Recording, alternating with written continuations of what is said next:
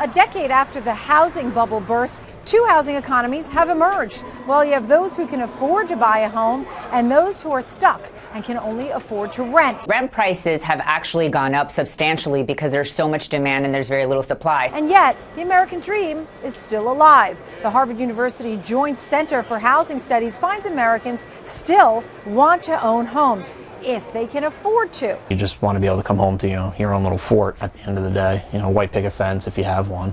Potential homeowners are facing the pressures of student debt and rising rents. Some economists debate that student loans are so high that people can't afford to save to actually purchase a home. All my friends still live at home, student loans, and they're working, they're trying to find jobs, and they're trying to get their foot in the door and get out there, but it's not cheap. Meanwhile, renters are struggling to pay the landlord. The number of renters dedicating at least half of their income toward housing hit a record high of 11 million people in 2014. People are waiting much longer now to get married and start a family, and many times they're waiting until that occurs to actually purchase a home. Nearly 75% of renters earning between $30,000 and $45,000, and 50% of those making $45,000 to $75,000 are actually living in these hot markets are considered cost burden, meaning they spend at least 30% of their income on rent.